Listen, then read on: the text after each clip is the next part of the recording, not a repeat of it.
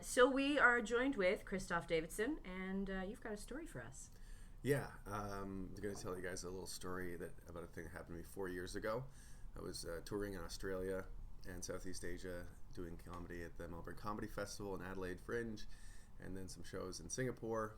That was what the tour was supposed to be and continue throughout Southeast Asia, but it stopped in Southeast Asia because I had a break in the airport in Singapore, where after a bunch of things leading up to which I'll explain, at the time I decided that it would be a good idea to do Tai Chi in front of all the security for about 20 minutes, 25 minutes, at which point I somehow escaped the airport after being followed by Singapore police. And, there was nurses with wheelchairs. I somehow got out and got back down to downtown Singapore, made my way to a hotel, made some calls, and then started to get some treatment. That all began about a month before, when I was in Melbourne. The week before, I'd been traveling in Cairns, up in North Queensland, near the Great Barrier Reef. I'd gotten bit by a beetle on my forehead, and didn't think much of it. It kind of hurt and left a little weird scab, but I kind of moved on from that. And it was about a week later that when I woke up in the morning, the room would spin as if I was drunk. I'd get the spins, but I hadn't been drinking, I'd been sleeping. And went to a doctor. He said it was a viral infection because it had something to do with the inner ear, which is why it was spinning, but that not to worry about it. It would go away in about a week. I could take some antibiotics and get rid of it soon, or take something to get rid of it, but if I just ignore it, it's going to take care of itself. And what happened pretty much from that moment on is I started to become what I later found out to be is hypomanic. Hypomanic is the first stage of bipolar. It's actually almost all great. One of the weird, interesting things about hypomania is that I guess it's a warning. It's like a canary in the coal mine, because hypomania follows mania, which can then follow either a psychotic break or just depression, and that's kind of the cycle of what bipolar can be. I basically started to get more energy, bursts of creativity. Like, these are basically the symptoms of hypomania. Which is why it's essentially great. You have bursts of creativity, increased wit is an actual symptom. Look it up in the DSMV. Yeah. Racing thoughts, increased goal-orientated activity, which as an artist I could really use. Kind of a sense of fearlessness. You get a lot of euphoria.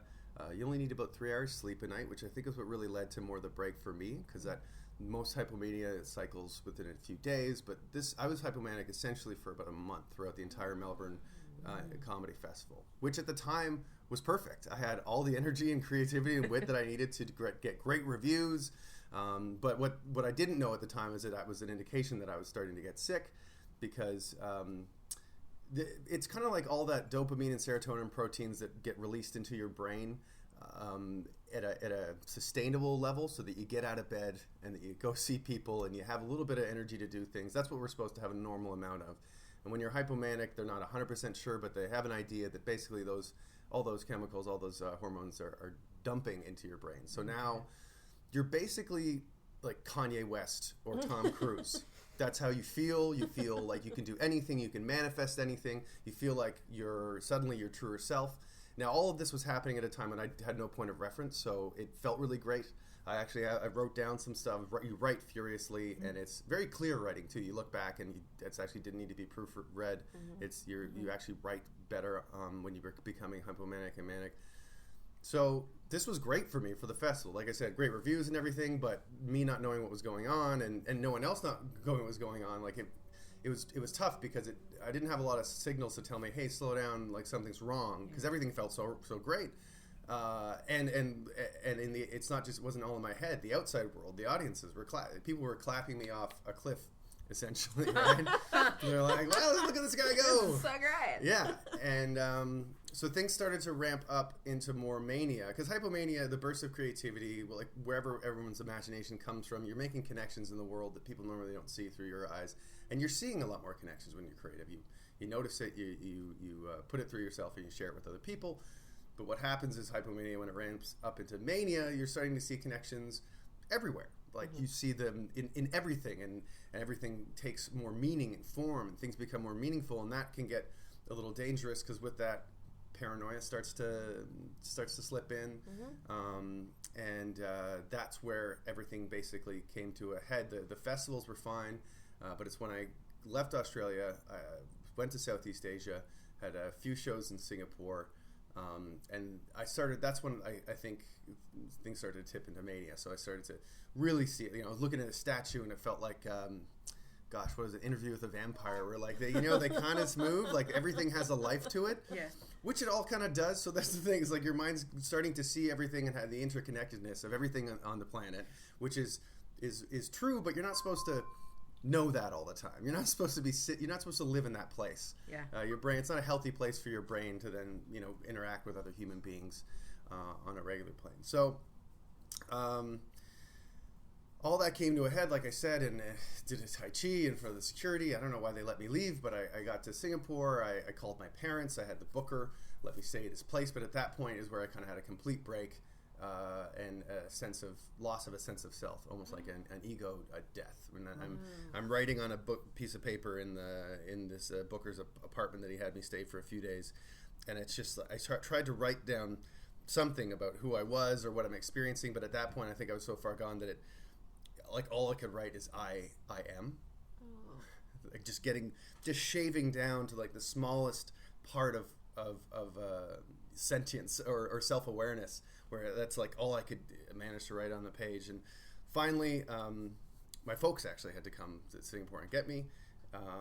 They got me on an antipsychotic. We went to see a psychiatrist just to bring me down like a few doses. I was very wary of taking it because the paranoia, you don't know who to trust and anything. You're kind of paranoid about everybody. The brand name of this sulpiride is a version of the drug, which is not available in North America, but it's just another one of those ones that's supposed to kind of bring you back down to earth. The name of the drug was Dogmatil, which I would just highly recommend any brand, any people in pharmaceutical industries branding a drug specifically for people who are having paranoid delusions, not to call it Dogmatil of all things. It's just really bad branding,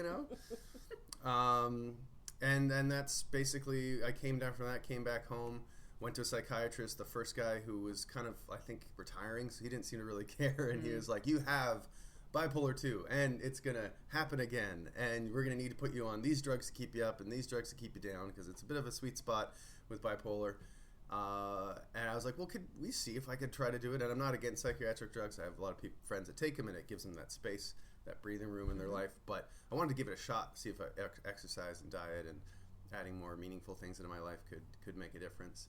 And so the second psychiatrist I saw really more just focused on me, like having conversations, probably reading how I was to see, he would know if I needed to take certain psychiatric drugs, but he didn't. We had like chats for about 6 months. I was exercising, meditating, and kind of brought myself back up out of that depression, which lasted for about a year. So for the month of hypomania, of all that ringing out, all that kind of get up and get at 'em gusto juice, whatever that is in your brain, it took about a year for my brain to restore that to normal levels. So, and this was after 32 years of what I would consider a completely psychologically average life. Not a single experience like this before. I've been sad before. I dated people who struggled with depression but never really had gone through it until 4 years ago. And it was just this, so I guess the month, and then about a year of month of hypomania, mania, a year of depression, and then I've been kind of bounced back for 4 years with the person that people mostly remember and who I am, but with arguably a few more experiences on my belt of what it's like to to be really happy and really sad and to think that I don't know. Yeah, sorry.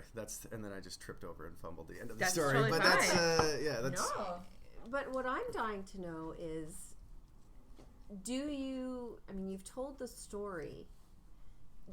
Do you have a lot of clarity of that time? When you were in that's like the number one question people ask, and 100% I remember every minute of it. You remember I find that fascinating because I too am bipolar too, and I find it fascinating to talk to other people because, as we know with a lot of diagnosis, it affects each person differently. Every person's brain chemistry is different, and I always find it just interesting to know what other people's experiences have been. And you found then talk therapy really helpful. Talk therapy was great. I think, especially when it's happening for the first time and it's all a big unknown, there's so much fear in what is happening, what has happened to me, am I something different now, how will this affect the rest of my life, all these questions, and there's a lot of fear there. So to have someone just talk to me and let me say how I was feeling, let me express my fears, as opposed to just diagnosis, drugs, see you later. And this guy had one foot out the door, the first psychiatrist. He actually was going, he told, at the end of all this stuff that he dumped on me, he's like, actually, I'm moving to another hospital. So, like, he was just... What a jerk! Yeah. But that's like a sitcom. I'm sorry. Yeah, that was great. Oh, it was so good. That's a scene right out of, you know... Oh yeah, he was just totally. Scrubs he or just something. seemed really over it all. But also like really good on you for being like, okay, you're not for me. Like Yeah. that you didn't take that at face value and was like, oh crap. Oh sure, so many people this just is the listen. worst. Yeah, so many people are just like, okay, whatever you say, I'll do what you take. Or You're opposite, the expert. where it's just like, this is the worst thing, and I'm not going to listen to this professional, and like not necessarily get worse, but like go inward and not trust and whatnot. Like there's either you buy really in, like the two spectrums of like you really buy in and you're like, yeah, give me all the pills, let's do this. Yeah. Or the I don't trust this is bad, and like buying into the stigma and stuff like that. Yeah. Because like I had a really bad therapy experience too. It was the first therapist, and he was a psychiatrist. I've found out that I like psychologists. Right. Psychotherapy. I don't think you're alone in that. Right. But it's interesting because I had no idea, right? Like, my brother had just passed away. I needed to get through my grief because it was like I couldn't breathe. And I came to this man, and I got it through work, like employment assistance programming and stuff like this. And they're like, well, where do you live? A lot of people procrastinate because they have to go too far. So let's find somebody close to you. I'm like, all right, I guess that's the way things are done. And so I saw the closest psychiatrist to me. And he was this very old, curmudgeonly man who smelled of cigarettes, who clearly was retiring very soon. And so, you know, he's like, who are you? What are you here for? And, you know, I'm very sheepish and, like, going to cry at every second. And he was like, so your brother died? And I'm like, are you serious with that question? Like, and he was basically like, that's it? Yep. And I literally was just like, and then he bullied me further, but like I was already blocking him out and like hearing that high pitch "get out of here" noise. Clearly not from the school of behavioralist. Right? more from the pharmaceutical I went outside side and I of barfed things. in the bushes and phoned my mother Yeah. and was just like, is this what this is? Like, do they just Yes. do this to you? And she's like, Yes. no, run. That's not how it is. That's a bad relationship, and that's not for you. No. Somebody else might be like, okay, I need that kind of sternness, or the fact that maybe he's, you know, pissing off and nobody else wants to be with him. Or I think there's a combination there of all of it. I have a psychologist, I have a nutritionist, I have a psychiatrist, I have a behavioral therapist, and I have my gym and my lifestyle and all of those choices that I make. The biggest one, not drinking. But what's interesting is I believe in my pharmaceuticals in conjunction with other things. Oh, of course. It's when you I think like with anything in life, if you take an all or nothing approach, eventually the bottom's going to fall out. Yeah. You know, and I think it's amazing that even with mental illness, those of us who suffer from mental illness, and this is why this podcast is so important about smashing stigma, is that we are some of the most productive people in the world. I think people with mental illness are some of the most self-reflective. We're empathetic.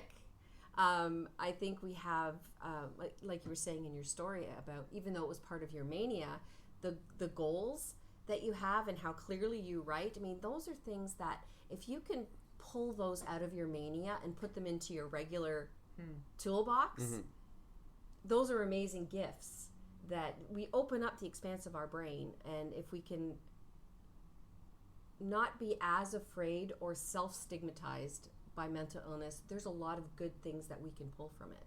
Absolutely. You can go a lot further psychologically than some people, but there's a price to pay and you have to decompress. But sensitivity comes at a price.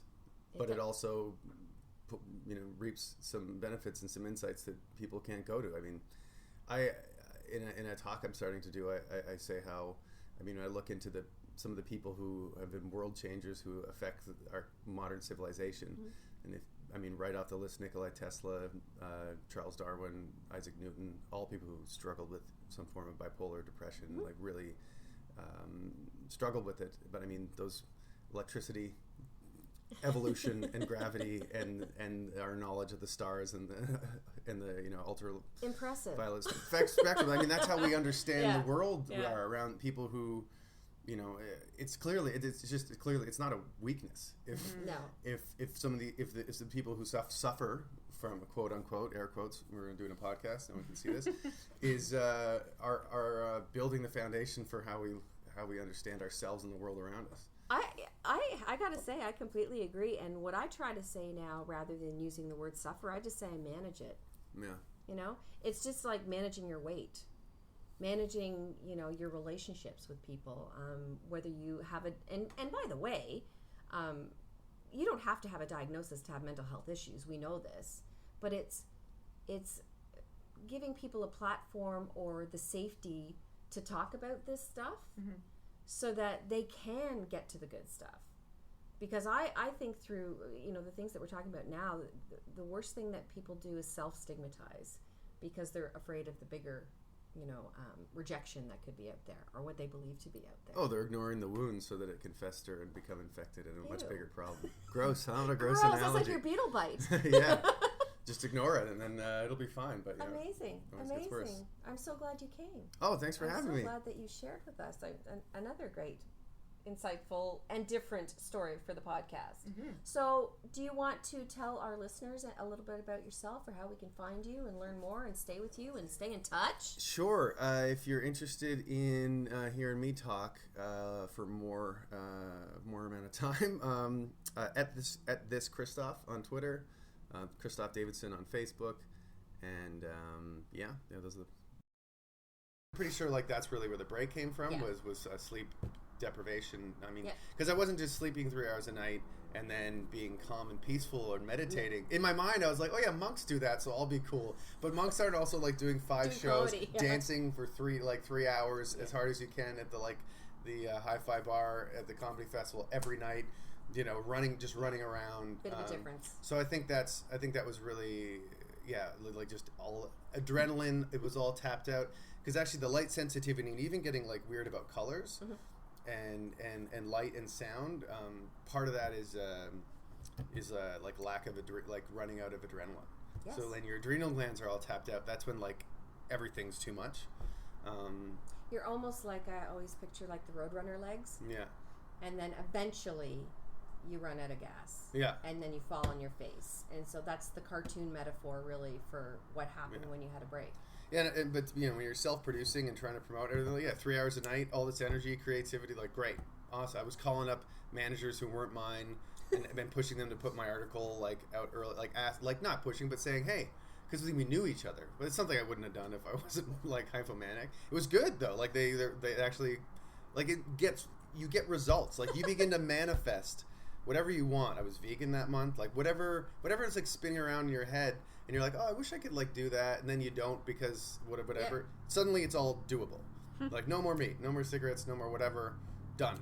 You whatever that lack of connection was most people have from their impulse. Yeah. But it's almost I guess impulse, but then constantly firing. Yeah. So those impulses are impulsively not eating meat, impulsively not smoking. That I can relate to. But I guess the that pulse of impulses is constantly firing so that you can continue to put your money where your mouth is in terms of what you want to do, which is what's really crazy about it, because then you find out that maybe you're not as witty. You find out that oh wait, this wit, because at the time I'm oh, this is 10 years of doing stand-up. This is me putting the work in. And then it's later no, Christophe, this is just a temporary side effect of a mental illness. That's right. What a hilariously cruel joke for a comedian. God has a sense of humor, But you start the story with the beetle. Do you think it was a catalyst? Do you know it was a catalyst? This is the short version. The longer version is obviously all a bunch of emotional stuff. I don't think it's important what it is. I don't want the beetle to be well, So it was just the beetle. It's not like in me, guys. No, I know. Not like anyone else was like. Yeah. Not to shift blame and like not to move it out of you. In terms of timeline, that is like it was the beetle bite, the spinning like for a week, the spinning when I woke up, and then a month of hypomania. Like so, just in terms of that, there's like a like relationship that I was leaving like and still trying to maintain through Skype when I was leaving, and wanting to prove my parents that I can make them proud to do this show. Like there's so many things, and I think they all have a part to play in it. And so it's a red just, herring catalyst. Yeah. It really wasn't about the beetle at all.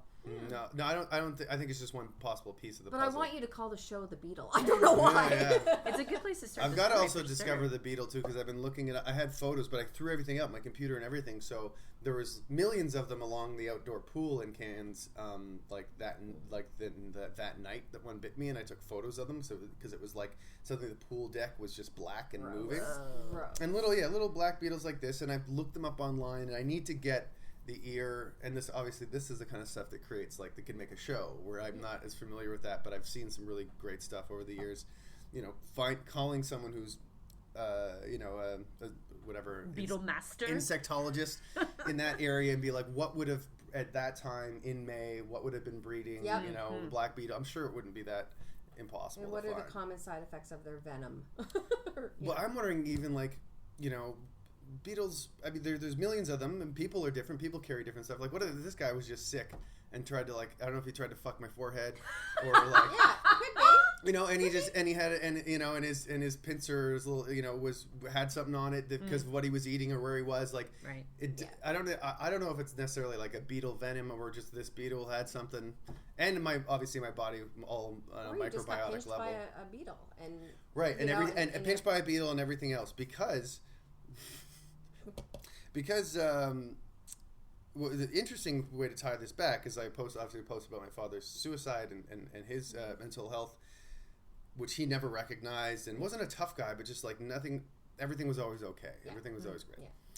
So, not unlike much you said, like your father, everything's great when you can, but he left my mom when I was 5, and it was never it didn't feel like a big emotional thing for me, but he was the exact same, pretty much the same age. It was 32 or 33, like a year within 12 months of the same age, when he suddenly, left his wife and 2 kids for a 19-year-old waitress, became completely vegan, totally I remember I'm like, oh wait, he was forcing me to drink beet juice and green slime and no TV and trying to be the perfect parent and telling me how he's going to live forever and getting every kind of diet fad and doing it, and his metabolite, and he was I look at photos of him at my age at that time, and he's fit as fuck and ready to go, and then moves to France, and I'm like and I think, oh, he moved to France. Wow. Well, he's French, so he moved back to France with my stepmother, and I just it took me developing the talk for when I did a keynote at McGill to kind of actually put those pieces together. I'm like, oh, well, it makes a lot of sense. Yeah, and he had it a bit more. I think he would cycle through depression maybe a couple months out of the year, but then be life of the party, charming the rest of the time. But yeah, it was an interesting little tie back to oh, okay, that's probably, and not that I was ever searching for that. I don't know. My parents' divorce was never a huge issue. I got more Christmases, got to go to France every year. Oh, it's like our house. It was the best. Yeah. My stepfather is the most incredible man in the world. I've never met anyone close to him. I'm so glad that he came in. But interesting just to go oh, okay, that's probably, he was. There's a genetic component. Component, and that my father clearly was undiagnosed. Yes. With something. He had the bipolar. Drinking. Watching him telling me he's going to live forever in a sauna. Has the drinking urine phase where I don't know if you've read about that. It's an actual health thing. No. Ew. Yeah, there's a real. It's not one. It's obviously fringe, but there's people argue the benefits of drinking a bit of your own urine for some kind of health thing. Wow. It actually has. I think it actually scientifically it holds out. But why do you want to drink your own? Why? But just.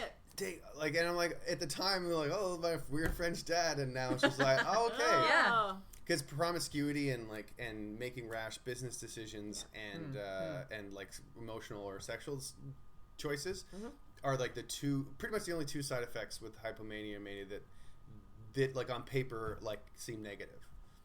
Because for me, it was spending. Yeah, you're fearless. Well, because more's going to come. Because when it's happening, when there's no financial planning. Because there's nothing you can't do, and there's nothing you can't bring. You can't call back from the universe. Yeah, of course. I'll just get more.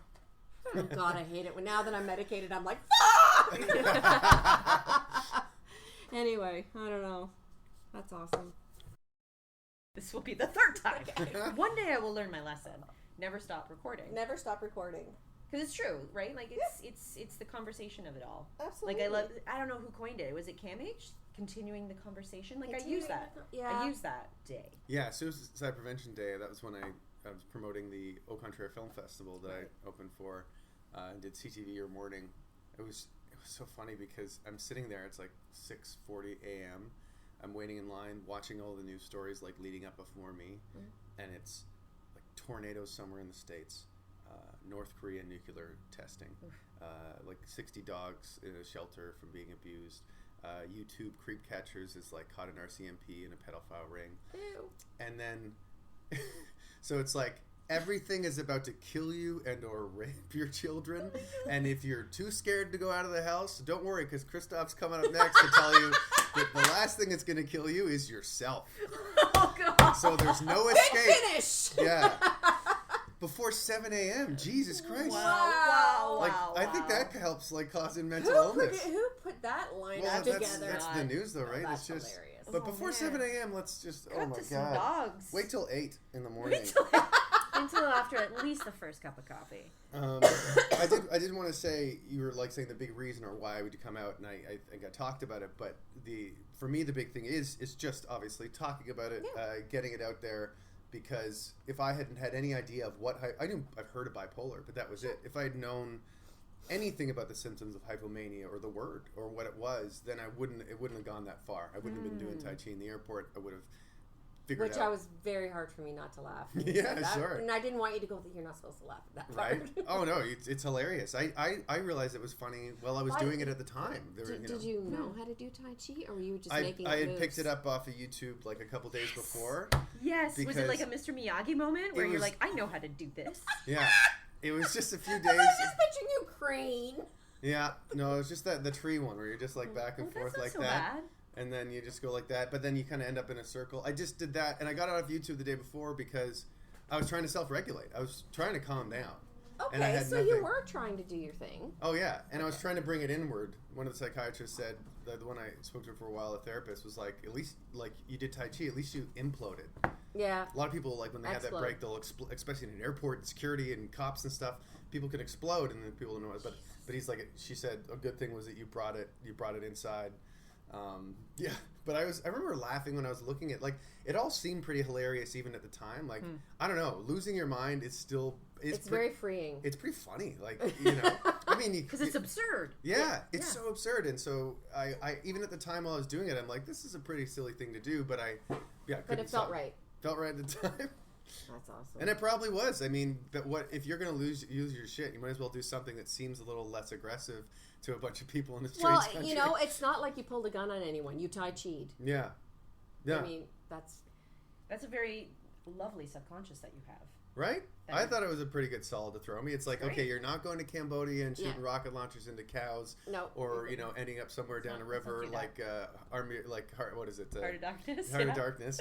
You're going to, you know, the horror. You're going to just do some Tai Chi here, take a little nap at a hotel room, and figure things out. So, yeah, I appreciate it. It's, my own brain has my back when it comes down to it. But yeah, not having any point of reference, it's like getting hit by a truck in your head and no one can see it. Yeah, I'd never heard about that upswing before the down, and it made me think of this this play that I fell in love with at Tarragon. It's called The Valley, and it's about this several different types of mental illness, and one of them manifests in the boy that he has a psychotic break on the subway where he is delivering newspapers, and he then twists the newspapers into like a Jedi sword. What is this? A lightsaber? Oh, yeah, lightsaber. Wow. And he just starts going, and he's protecting the people on the subway from nothing that they can see. Right. But it's a violent act that they can see, right? That this thing, and he's not hitting people. He's like telling them to get out, and that he'll get them and whatnot. And then it's the first responder, the cop that shows up that talks him down and whatnot, then goes home to his wife who has postpartum depression, and she just wants to kill herself. Mm-hmm. And it's a very interesting, like this web of like him coming home and dealing with the fallout, and that it sounds like a lot of people write about or acknowledge the BPD and the downswing, but not the hypomania. Because I think it's but like you say, you start with the hypomania and you got right to manic.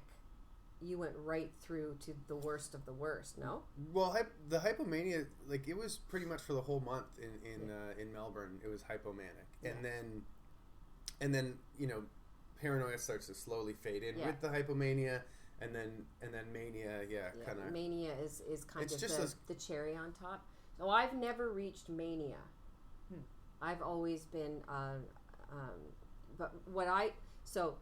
for my disorder, what's always happened since I was a child is I've always been this sort of level of manic, and then I will cycle into really, really deep, dark depressions for longer periods of time. Mm-hmm. So some people have experienced bipolar disorder where their mania can last for days and days and days. Mm-hmm. Then they'll get a few days or a month of depression. I would get maybe a day of mania, and then I could be depressed for 6 months. Yeah.